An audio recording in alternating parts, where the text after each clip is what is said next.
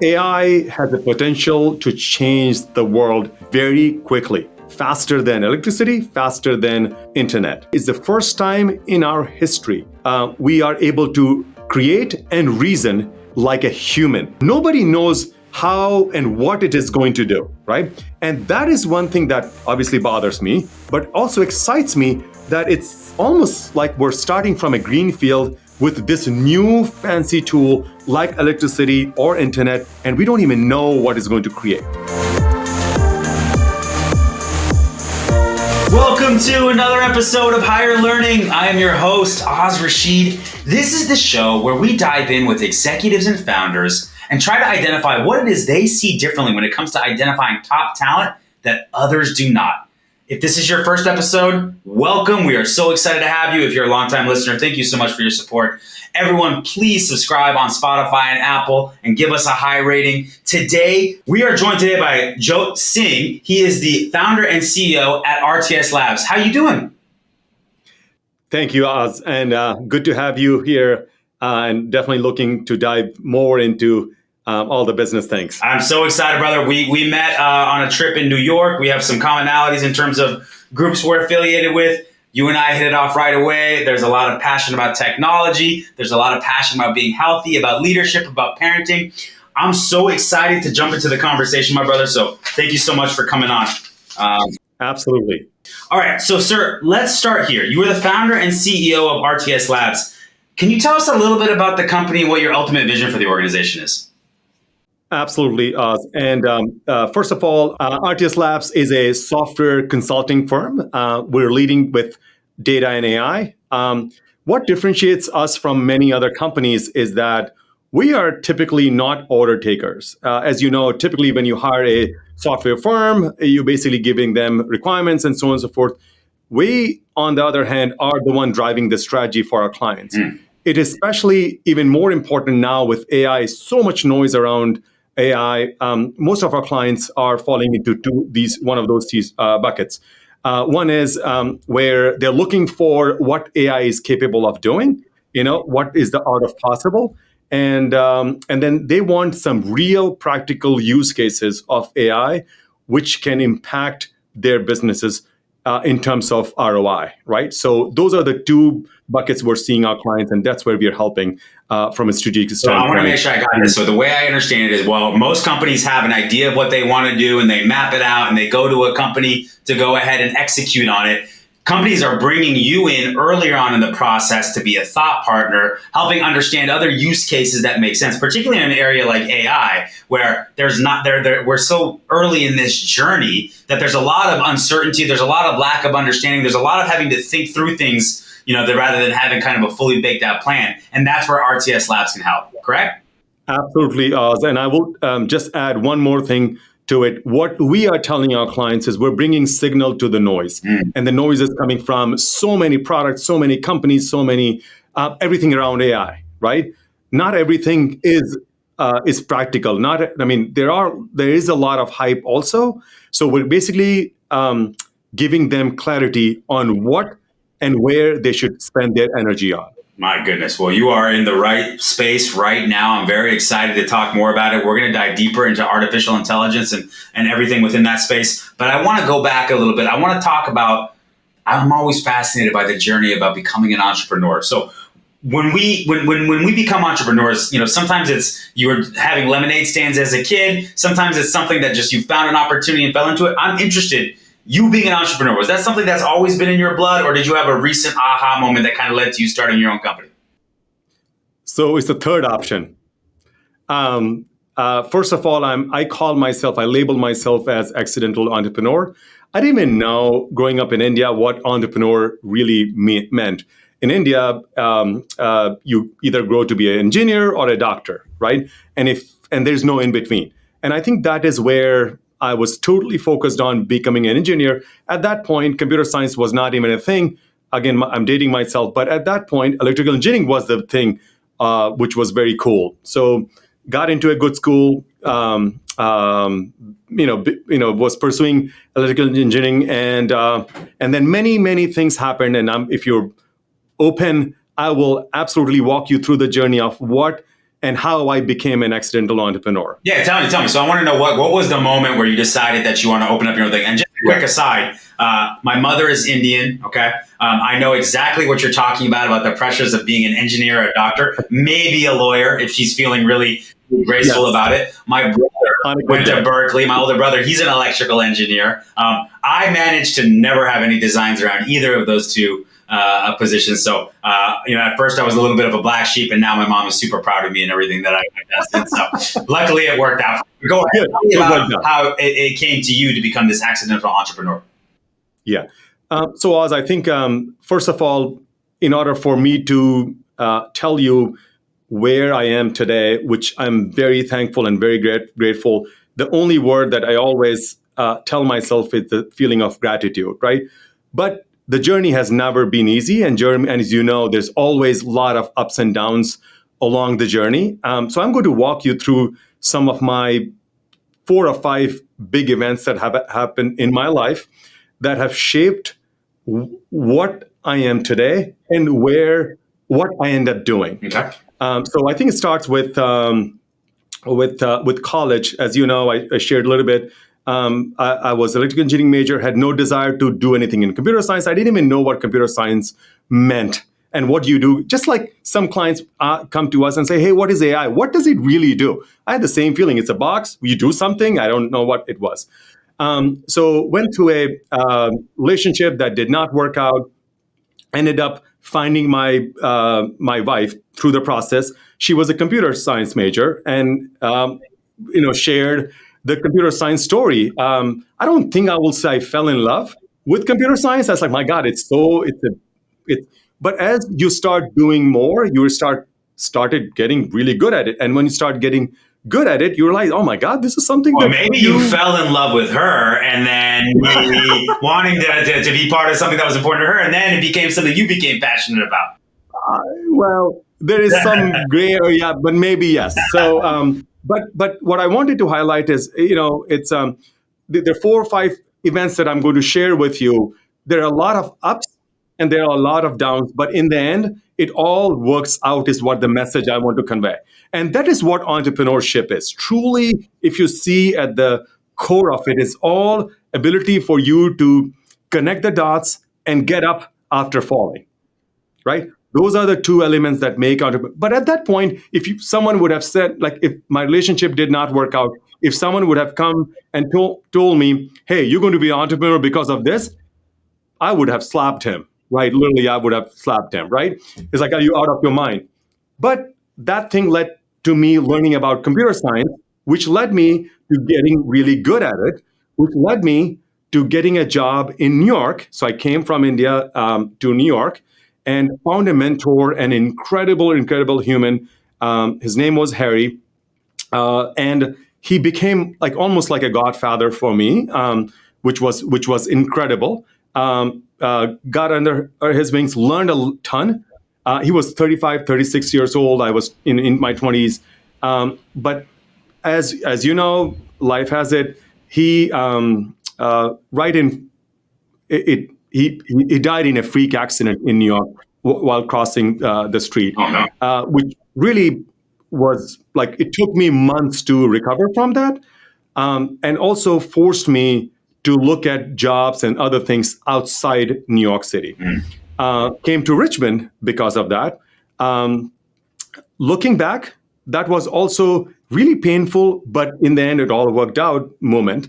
Uh, I came to Capital One, where Capital One, which is a big financial firm, as you know, credit card company, met my 2 friends who in 2008 and 2009 timeframe, we ended up starting a company, which was phenomenal experience. And that's when I got exposure to, oh my goodness, you can make money and have fun and do something that you love, right?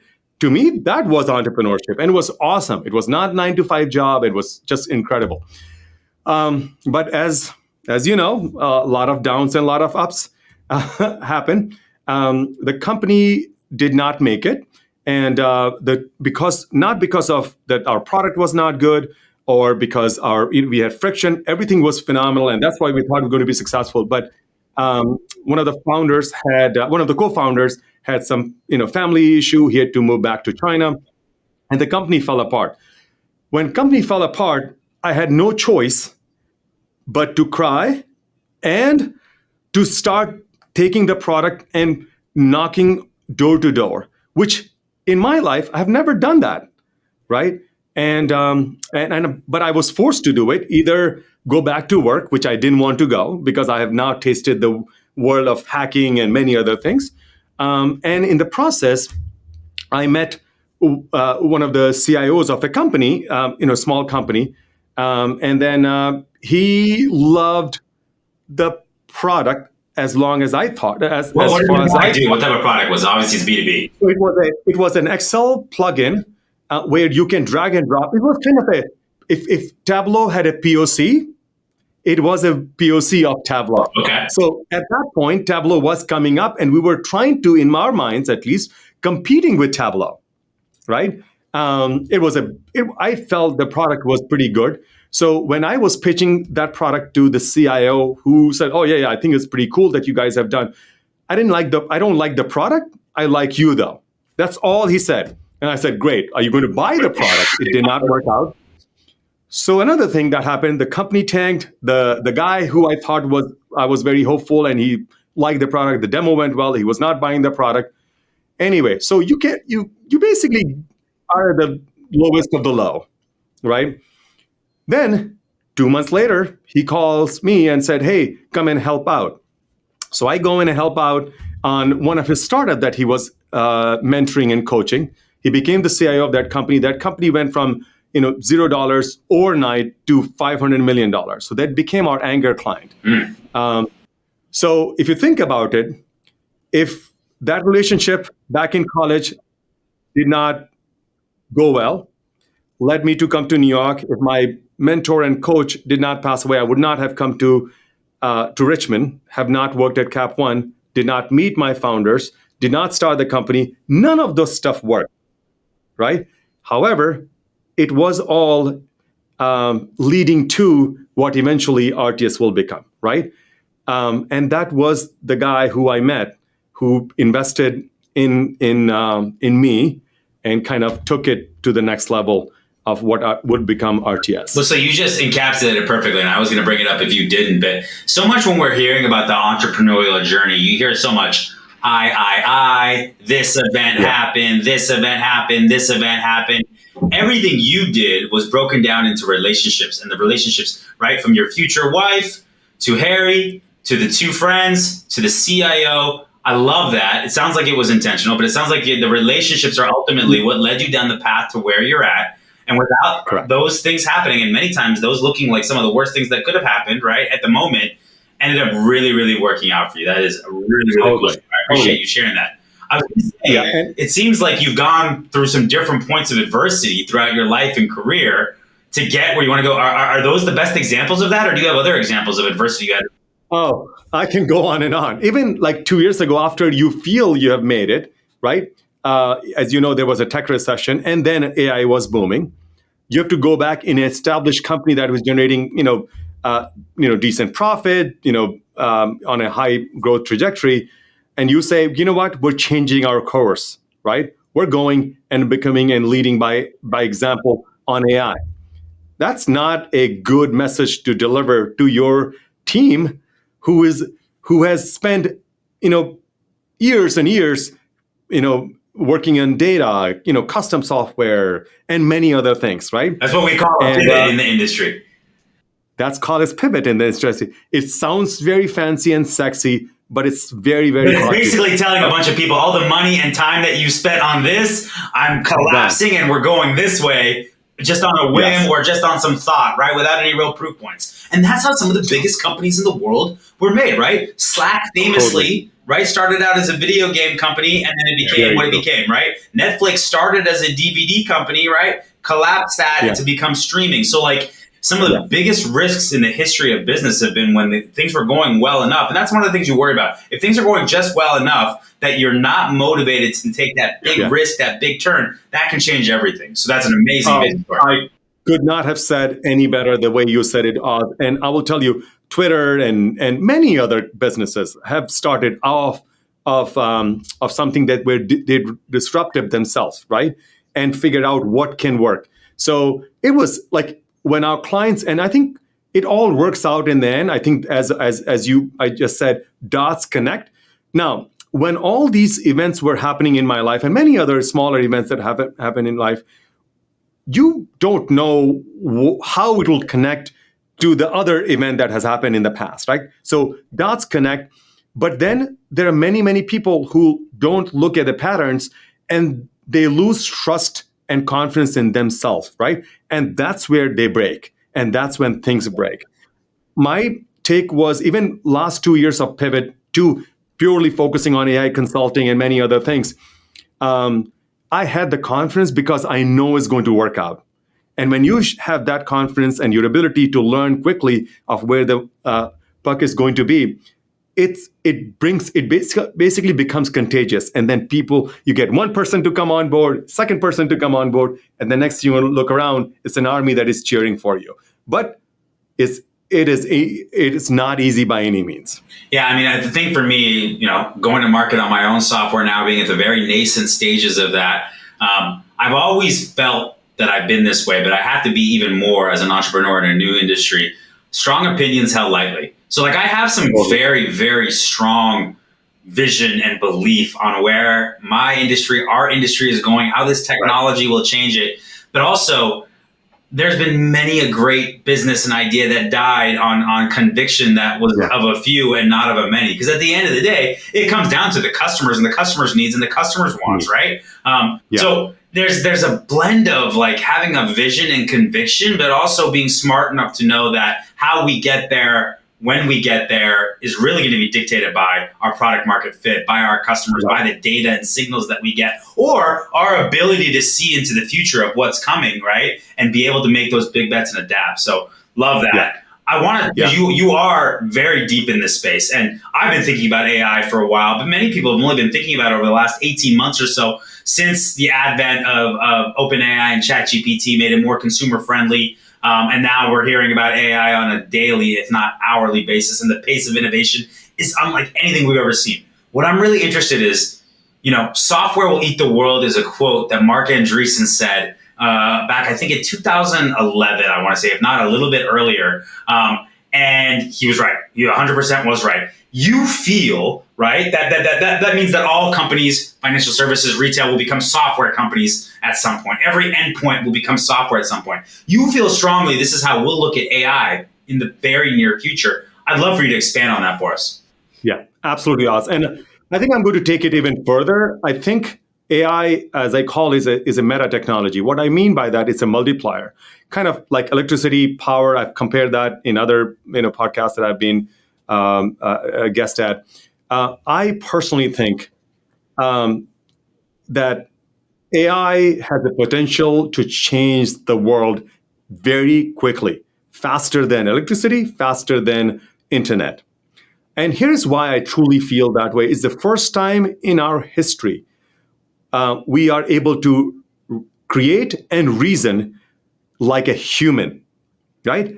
The other part that I'm concerned and excited equally about is like some of the stuff that I don't even know, or nobody knows how and what it is going to do, right? And that is one thing that obviously bothers me, but also excites me, that it's almost like we're starting from a green field with this new fancy tool like electricity or internet, and we don't even know what it's going to create, right? The other piece that you talked about, again, you talked about product market fit and many other things. I think you forgot one very critical piece, which is timing of things coming together. Yes. Right? And I think timing of, because like, think about it, the touchscreen concept that iPhone came up with was not a new technology. It was they tried to do it in 95 or 96 or something, right?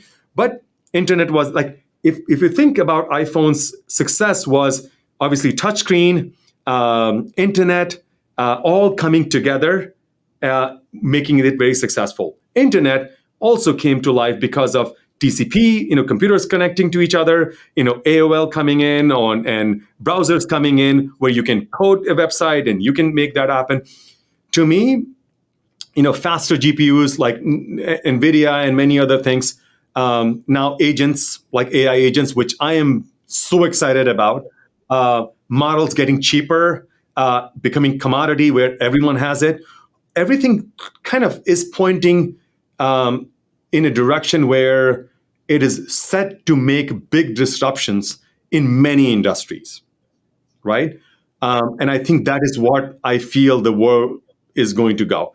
But man, could not be more excited about Listen, where I'm it's with at. you. I tend to be a technical optimist. I agree with you. I've had a few people on this podcast that we've talked about kind of the downsides. And obviously with any technology this powerful, with any innovation this, generational, there are going to be downsides, right? There's downsides to the internet. There's downsides to the cloud. There's downsides to all these different recent technological advancements we've made.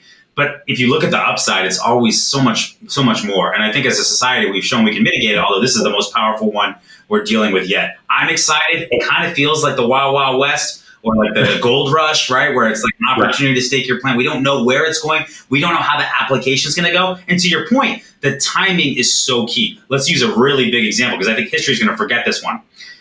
Meta changed their name to Meta from Facebook because they went all in on the metaverse and Web3. And they really made a multi-billion-dollar bet that was going to be the technology that was going to take off, right?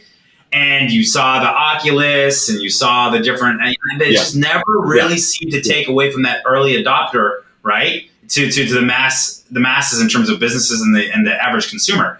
You know what? AI did. OpenAI and the brilliant simplicity of it, right? And the ability to go in there and you can start playing with it. And really the first use cases, the first 30 days were just like memes you'd send people and things like that, right? But over time, it allowed the people to get more comfortable with AI, which then everybody started saying, oh my God, now this is the moment, we've got to invest. And right now we're seeing a lot of investment with not necessarily the return, but that's soon going to change because the return is going to be exponential. And we're already starting to see some breakthroughs in that space. Outside of some of the big ones like NVIDIA. But now the aforementioned Meta is leading the charge, right, in a lot of ways with Llama. Very exciting things going on with Gemini. Obviously, OpenAI and ChatGPT are still doing their thing. So, and then to me, there's a lot of sub-industries and areas that are just really going to take off, which I hope Aon in hiring, and I know you in consulting, are hoping the same. When did you realize that this had hit an inflection point, though? Because I brought up the ChatGPT. When did you realize that this had become ubiquitous and more consumer and business friendly? Was it the kind of the rollout of ChatGPT, or was there another moment you really realized it? I think what it's like Chat. I personally think what ChatGPT did, because think about it, like AI is not new. AI has been around for a long time. We as a software company, we've been doing machine learning, deep learning, data science for a long time, but it was a very expensive proposition. So, clients coming to us will spend years trying to make the models work. So it was very convoluted, very software heavy. What ChatGPT did is basically it gave AI in everyone's hand. To me, that was the moment. However, prompt chaining, prompting, and now AI agents picking up, I think that to me is the most disruptive force that is going to be growing exponentially. So I think those are the couple of moments that I feel have made. I really love what you said there because that's very true, right? Watson's been around for how long, right? It's the democratization and accessibility of it that's really changed things, that's really taken it to another level. And the cost of it, like we started building Aon about 2.5, 3 years ago now. And I remember when I was looking back at one of the original kind of product roadmaps and where I was thinking AI was in the distant future and it was going to be super expensive and that like it'd be eventually features that were added onto the tool. The tool is native in AI. And I love the electricity analogies. I got to be honest with you, I got to apologize. I've used that line a couple of different times. I forgot where I heard it. I must have seen it on LinkedIn. Yeah. I agree with you. It's not a bolt-on. It's not a feature, as sometimes it sounds like people talking about it is. It's integrated into everything that we do, like electricity. You can't turn on the light, right? AI is going to be part of everything we use and do and the way we interact. and it's already getting there. So actually, Yeah. to me, like Well the said. Internet of Things was a big topic, that devices talking to each other, and ultimately AI is going to be the thing that takes that to the next level, where we become a society that's really reliant on these devices and these technologies to kind of govern Yeah. and guide and do everything we do, which is where we come to the downsides. So let's talk about the downside real quick, and not necessarily about the dystopian future. I'm interested with your company in particular, okay? You had to manage this internally when you made this decision. I just would love to understand like kind of the change management process, or when you were like, I don't know if it was like something that was a slow burn, or it was like you woke up one night in the middle in sweats and you're like, I got to tell the company tomorrow. Did your team have fear and anxiety around kind of this pivot and this move into AI? Were there some that were all in and some not? Like, walk me through kind of that process, because I think that's something that's very informative for all leaders that have big news or a pivot in their company, or they're going to change a direction. I'd love to have them learn from kind of your experience there. This is a very, very, very good question, and I think this is something that I can also answer very quickly. I think it's going to be a long-winded answer, so bear with me on this one.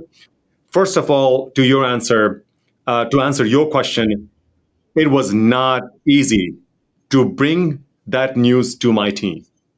It was not easy, and the culture that RTS has, people have people can push back. We allow people to push back and come up with their reasoning and so on. And we got this whole identity crisis piece, and also the emotions around it. We've invested 20 years into software development. Are you telling me that now I have to rethink, rewire, relearn this new way of doing things? And reluctantly, I said yes, right? Not an easy thing. Can But I ask one one thing, quick question? Did you have to get a certain group of key leaders bought in and then roll out to the team? Like, how did that work? I made a mistake. I said, I am doing it, and you guys have to come alongside with me. That did not go well, right? And I'm sharing this openly because that's what we learn from. And now, if you think about it, AI is just not technology. It's a cultural change. It's a change management aspect, right? For example, the product that you're bringing to market, it is change management, right? So that change management, I learned the hard way, and then I started breaking the people, getting them to start believing where the world is going, and started off with one. Then the second person came on board, and the third person came on board. So it was a slow um, building a team type approach, right? What I also did, I picked the three that came on this side. I wouldn't say good or bad side. I'm just telling you, they were like, "Hey, we're going to be on your side of hacking, creating use case, testing different products, and we're going to work together," right? So nighttime after my day job, I'll go in and I'll hack. So I was very happy because after 14 years, I got to hack again. It was awesome. And then the other two or three people that saw me doing that, they also got inspired. Thank God. And then suddenly we have multiple use cases. We picked our existing clients and said, "You don't have to pay anything. We will work with you. You pick a use case, go through a process, and you don't have to pay. If it works out, great. If not, no problem, right?" And thank God for our amazing customers. Some of them have been with us for a decade. They said, "Yes, we want to be the guinea pig," right? And we basically build the business of AI consulting with our existing clients and with our existing employee. But it was almost reinventing, and it was so much fun. I love that. And so the lesson is that whenever you make a change of this magnitude, doing it as an authoritarian will cause you a lot more time and heartache and heartburn than Yeah. if you get people to understand why and get them on Right. board with you. And then you did the same thing with your customers too, which for your customers too, I'm sure there was some level of concern Yeah. about this. I'm not sure, but now as they're getting pressure from their shareholders or their board or whoever it may be, right, to implement AI and have AI part of their business, now they're probably thanking you for making the move that you did and glad to have a partner like That's right. RTS. Fair enough. Yeah, some CIOs and some CTOs also got fired because another thing that has changed. in our world of AI world is that it's many experimentations, right? It's not the traditional software development. It's sometimes you don't know what the scope is. So, uh, you know, tagging an experiment and hoping an ROI of that, of some sort, is tricky. So any client that we work with, almost we start by small experimentation for a month or 2 months and say, hey, we got to pick the use case, prioritize it. Here's the ROI that you're expecting, and then we expand from there. Now, with that said, traditional CIOs or traditional CTOs have followed one way. They're looking to, hey, I'm going to hire an engineer, and then magically everything will work out. No, it doesn't work that way. It's almost like a paradigm shift. So it's good to see, some CIOs who are adopting and some CIOs who are not, and you see the pressure that they're in, and it's not fun to be in that situation. The CIOs that do not, no disrespect, but I'm calling those dinosaurs because they're going to be, Yeah. they're going to have an extinction-like event if you don't understand how important this is to be up to speed on, how to implement it, how to be out in front of it. So I appreciate you sharing that, man. There was a lot of great stories in that. Finding the right talent for your team doesn't have to be a struggle. Meet Aon Hire, the world's first hiring experience management platform designed to transform the way you hire. Powered by AI, Aon Hire takes the hassle out of every step in the process. From smart resume analysis to customized interview questions, it saves you time, money, and effort. Plus, with real-time insights from every interview, you can quickly identify top candidates, reduce turnover, and stay on budget. And forget about note-taking, Aon Hire takes care of that for you. Ready to revolutionize your hiring process? Visit aonhire.com and get started today. I do want to talk a little bit of hiring because that is something that you've built your own company. You've done lots of hiring throughout your career. It's obviously my area of passion and obsession of mine. So I want to start here. When you're hiring for your organization, do you have a core hiring philosophy that you like to adhere to? Yes, and it can be summarized into one word, which is we look for people who behave like owners. That's it. And what I mean by that is we have traditionally been a very flat structure. Now we have a little bit of hierarchy. So we're not middle level heavy organization, and it is by design because we want our customers to be nimble and innovative. If we ourselves have a fat layer of operators in between, and managers in between, how we're going to tell them how to innovate fast, right? So that's something that it is by design. We're also hired for people who are not afraid, are open-minded, who are have growth mindset, who like and enjoy ambiguity, right? Who are okay with ambiguous things. And what I mean by that is that sometimes we don't have time to give very precise, clear instructions for a product that is being built. And these guys need to be creative. These guys need to be autonomous. They need to have a sense of ownership and pride into building that solution or product. Those are the people who succeed very well in RTS. We've hired traditional, one-way street type folks who have not been successful at RTS also. So we've learned from those things because again, we got to pick that battle, right? And we've chosen to go with much more of a flexible ownership and autonomy type of people. Those are the people that succeed at RTS. Yeah, so you mentioned earlier about the ability to push back and give feedback even to the highest levels of the organization is something that's important. Yeah. Are you trying to identify that in the interview at all, or is that something that you just expect people will become indoctrinated to when they join the company? Man, hiring is the number one job for every entrepreneur, every CEO. As simple as that, and it needs to be optimized. Yeah, I mean, you can let me take a let me deviate from the original question, but I'll come back to that question in a second.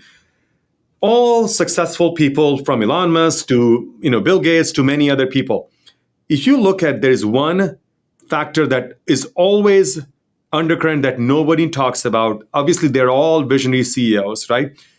But they also have hired good people early on, leaders and owners type of mindset. And they were very, very successful, right? From from Steve Jobs to anyone. Yes, they were very good leaders. They were crazy to a point where they believed in something and they pushed through against all odds. But it's always the team that wins, right? Yes, they are highlighted in the newspaper. They are the one that are super successful and come in the Forbes billionaire list and so on and so forth. But team is the one that makes them successful. Do you think Elon Musk can build this rocket ship on his own? No. He has this hiring philosophy of hiring people who fit that mold and are driven and passionate about certain things, and then they make him look good. And then you hire more of them, and that's how you scale. Well, I want to double click on that real quick because I think it's a very profound thing. I say it all the time. When we read about these entrepreneurs and their biographies and read about them in news, right? It's all about singular, singular, singular, singular. However, there's a lot of amazing, incredibly singular people that were unable to identify talent, were able to manage that talent, unable to retain that talent, and to get the best out of it. So by definition, these entrepreneurs who have built some of the most successful companies in the world have also, or more importantly, have been incredible company and team builders, which you can only do if you're amazing at recruiting people, bringing them to your vision, understanding what matters, and then getting the most out of them once they're in the doors. And so I think it's a great point. Yeah. Oh, totally. So it all boils down to good hiring practices, identifying your culture, identifying your values, and hiring that people that are in line with those people, right? So the 2 or 3 people that I keep bringing up when we were transitioning to being an AI consulting firm altogether, that one individual, for example, was a music teacher, right? And did all odd jobs that you can think of. Was a QA person, right? Led teams to do automation testing and so on and so forth. He is our head of AI now, right? The evolution of these people into taking ownership into things that they're passionate about are the one that makes them really, really good. But finding those gems and grooming them and giving them opportunity to grow is what makes a company very successful, right? Totally. So you're preaching to the choir on this one, brother. I'm so with you. And I think sometimes we forget when we look at singular greatness, how it's always a collective effort of people that have a decision to come work at your company, stay there, and then do the things that they do. So I'm so aligned with you on that. Do you have a favorite question that you like to ask in interviews that you think drives great insight? Yes. This is my favorite question all the time. And here is how it goes. We say, what is the hardest thing you had to tackle? So this is my question. I'm not certain if everyone in my team asked that question, but I asked this very clearly. And this is where almost every employee that comes in the door, I interview them. And the question is, what is the hardest thing that you had to tackle personally or professionally? But most importantly, I'm looking for a personal answer. So someone says, well, I had to take care of my mom and to pay through my college. I look for those key elements where the person went against all odds to be successful and being, life through a lot of things in his or her way, but he overcame that obstacle, right? To me, that shows character, that shows resilience. So when today AI is hot, tomorrow something else will be hot and will feel outdated. We want those fighters in our team who are resilient and they're not afraid and have the confidence to fight the next battle that will come in the technology realm. I like that. That's good. I'm going to use that one. I'm going to write that down. What about a memorable interview experience? Maybe it's you were interviewing prior to you starting your own company, or maybe it's somebody that you interviewed for the company. Any come to mind when I ask you about that? So when I was interviewing in my past life is what the question is? Whatever memorable experience you have that comes to mind, that's what I want to hear about. Yeah. So I think it's a simple thing. My best interview was when I was being interviewed, where the person, I remember it so well, and that was my mentor who passed away, unfortunately. He asked me that simple question, man, hey, here's where, Jyot, here's where the company is going, and here are the four things we have done. We want someone to come in and do the fifth one that we're not aware of, right? And I said, you're asking a 22-year-old what, I'm not certain what that means. And he says, well, those are the people that we're looking to hire. So I said, well, can you elaborate on what that challenge that you're dealing with? And he said, one, two, three, four. And I said, how about this fifth one?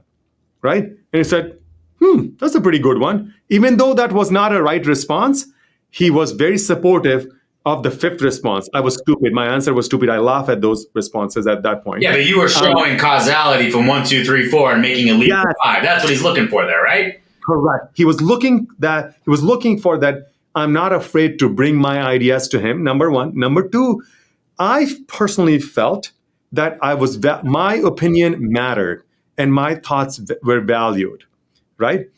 And I wanted to join the company where my input was heard and then killed or expanded on, depending upon the value that we bring. Believe it or not, that idea that I shared with you, he took that idea, he morphed that, presented that back to me and said, Jyot, what do you think about this?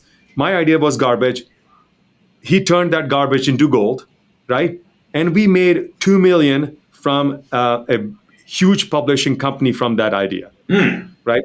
So that's what good leaders do. And people, one thing, Oz, that we all forget, interview is just not interview. Interview is also the opportunity to build relationships, because that person, once hired, will come and work with you. And that first impression will go a long way. So once we have gone through the process, the technical interviews and so on and so forth, when we know this is a person that we want to hire, I am all selling into the concept. And that person, and I'm also testing him, where he will fit into my team. He or she, they will fit in the team. And those are the things I'm thinking. So a lot of people forget interview as transactional. I think this is a start of a journey of relationship. Totally agree, which is why I do not believe in automating it completely and leaving it to AI agents. I think that in this instance, a co-pilot that enables the human experience to be stronger and better and give you information to help you both make a great decision is ultimately where the future of this, at least in the near term, lies. So I really love this. Speaking of which, do you use AI in your interview process or hiring process at all? Yeah, so we do not use AI in our hiring or interview process. However, some of our questions are extracted from some personality assessment test and so on and so forth. So those questions are leveraged when we ask these questions to them that were all created by AI.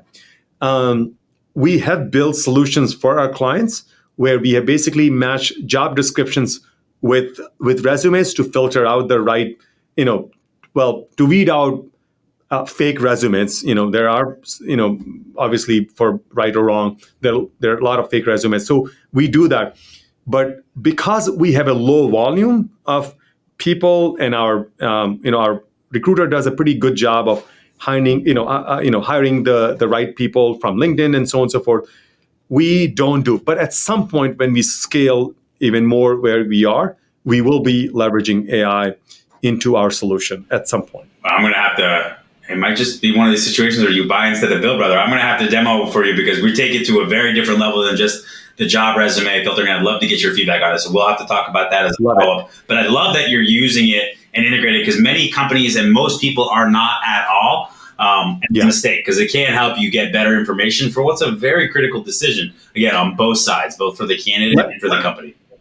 Yeah, let me add one more thing, Oz, because as you're thinking about your product, it's so important. So if you think about it, we get 300 resumes a week for a particular job, right? It's impossible for our recruiting team to go through and comb through every single resume, right? Now, for a even more popular and more important, where we have higher pay and so on, we get even more resumes. So humanly, it's not possible to get through each and every resume right? Yeah. Um, Can I and interject? Because yes, please. I know where you're going. Okay, so listen, I'm very excited to talk about our software. I'll use this opportunity to do that, but you and me personally. And I would tell you that this feature is akin to having a really nice radio in your car because it's one piece of a much broader interview experience. But we developed something called resume intelligence. Now, let me tell you a little bit about my belief here. I think the resume, okay, is an archaic artifact that in many ways, how well it's done, how it's formatted, what it says on there, many times is not indicative of what this person is going to be able to do in the job. And what I like to say is about 10% of the story, right? Worst of all, I think it can lead to a lack of meritocratic hiring, which I think is one of the biggest downfalls of it. So one of the things that I believe deeply is the resume is nowhere near important as much as how your experience aligns with the requirements of the job. So when you use our tool, what happens is you log in, you put in very little information. You'll put in the job title, maybe if you have a job description, although we can create that for you. And you put in like behaviors and technologies and capabilities that you want. Based off that, it develops an ideal candidate profile that says these are the behaviors the person should have. Here are the technical skills. Here are the questions you should be asking them. Behavioral, cultural, technical, screening, whatever it may be, job description. And it gives you this full view of the type of archetype of person that you need to hire, the ideal candidate. You sign off on that, okay?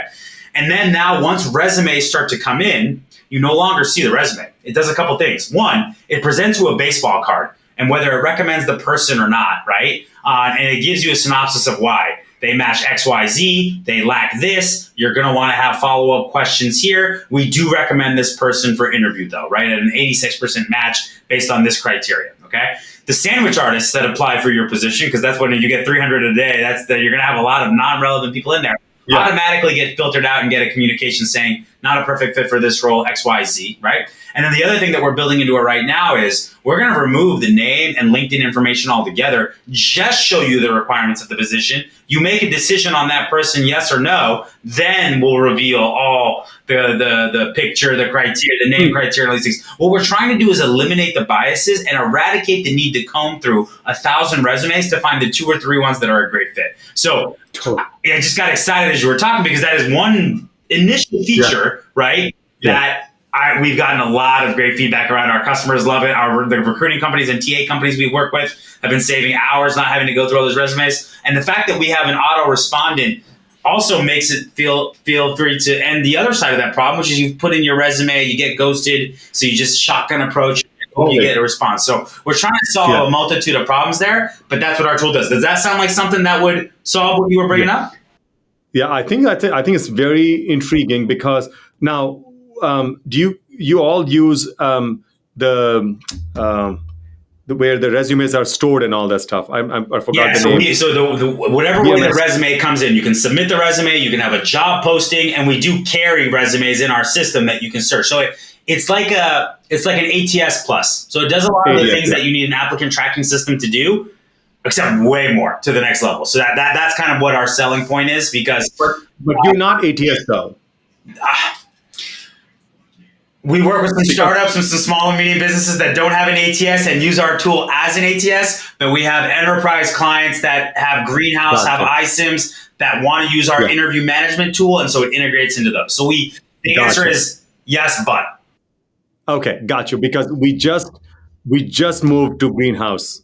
So I know exactly what you're talking about. Yeah, very interesting.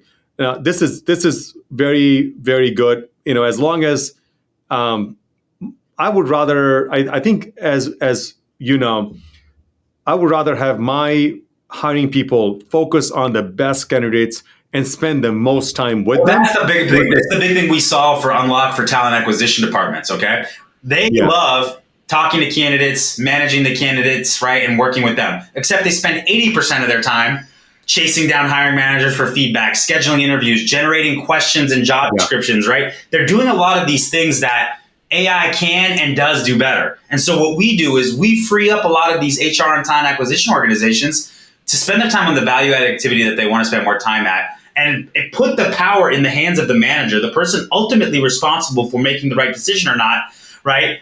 And giving them all those toolings and trainings that they don't otherwise usually get from their HR organization, right? So that's where we stand out. That's where we're different. That's where we have this segment of the market that we think is going to go and take it to the next level. And really, to me, and this is the fundamental thing that I believe, right? If you're going to invest in talent acquisition technology, there's such a bottom line impact on making a bad hire by having extended hiring processes, by having to retrain and attrition. So if you're going to spend money there, why don't you spend money that gives you ROI, that gives you a better hiring outcome, that's more likely to lead to somebody who's going to be with your company 2 years and beyond and be up for promotion, rather than this unstructured, chaotic, shoot from the hip type situation that we have now. We're trying to bring more science into something that's traditionally been art. So that's where we're at. Yeah. No, right. I think it's a brilliant idea. And I think there's so many markets and companies that can benefit from this. Like I totally believe in the way you're approaching it, because as we all know, I'm going to end this with one simple thing, this conversation with one simple thing. How expensive bad hires are, right? They're 3 times more expensive. Let me ask you a question, because this is something that's been a problem for me. Finding the right statistic that cuts through the noise, because I've seen a lot of them, right? $20,000 of a hire, 15% of an annual salary. Is there a statistic that you can think of that really like kind of cuts through the noise and shows that bottom line? The bad hires, oh my God, it's definitely 3 times there. They will screw you. And I'm not sure whether it's filtered or not, but I'm still going to say this. The bad hires will screw you at the most critical times. So let's say Steve Jobs goes in, is presenting at his iPhone launch date, iPhone will not work. So those are the moments where you will lose unlimited money on that critical moment. And we have been through that situation many, many, many years ago. 1 or 2 bad hires who were very smart, got through the interview, bad hires, bad culture fit, and ended up costing us a lot more money because they didn't deliver. In the end, you end up going and cleaning up the mess that they created and so on and so forth. Also, the negativity that they create. That's really it right there, right? That it's unquantifiable from this perspective. And to me, it's hundreds of thousands of dollars of both real cost and opportunity cost. Because to your point, there's recruiting costs, there's training costs, but there's also, oh God, the 80-20 rule, man. I'm spending 80% of my time on the 20% that don't get it, don't want to get it, are toxic. Yeah. Then you've got to remove them. Then you've got to go back to market. Just getting it right the first time is worth its weight in gold. So you and I are on the same page there. I want to ask you one last question before we go, because I know we're running out of time. What is some advice that you would give your 20-year-old self that you didn't know then, but that you know now? Yes. First of all, networking is way more important. I mean, you got to invest. If I look at my currency relationship and my networking abilities, I mean, everything else is secondary. Now, once you have invested in a relationship, if you're not able to back it up with your competence, talent, it's of no use. And anyone who thinks they have an easy, they're wrong. Everyone who's successful, they all go through the same shit that you're going through at that point. So once you have that mindset, everything is just a learning experience. You fall, get up, learn from that mistake, and move on quickly. It's all part of the process. And I will tell you that I've found my relationships and my network and the organizations that we belong to and our friends and everything that we have, it's like compound interest. The more that you add and build genuine, deep relationships with people that you can work with, people that you can learn from, people that you can have a good time with, people that satisfy all these different spectrums that we have in our life, it becomes this form of compound interest where their relationships become your relationships and your opportunities expand, your knowledge expands. It's a beautiful thing. So I totally agree with you. And yes, if you want anything worth having in this world, prepare to sacrifice, prepare for adversity, prepare to fall down and dust yourself off and get back up. Get up. Yeah. That's it. All right, brother. Jyot, I really appreciate you coming on. This has been an incredible conversation. I'm sure a lot of people are going to learn a lot about it. If they're interested in finding out about RTS Labs, we'll make sure to include that in the show notes. Thanks so much for coming on, man. Okay, pleasure all mine. Thank you for having me, man. All right, brother. Talk to you later. Take it. Bye.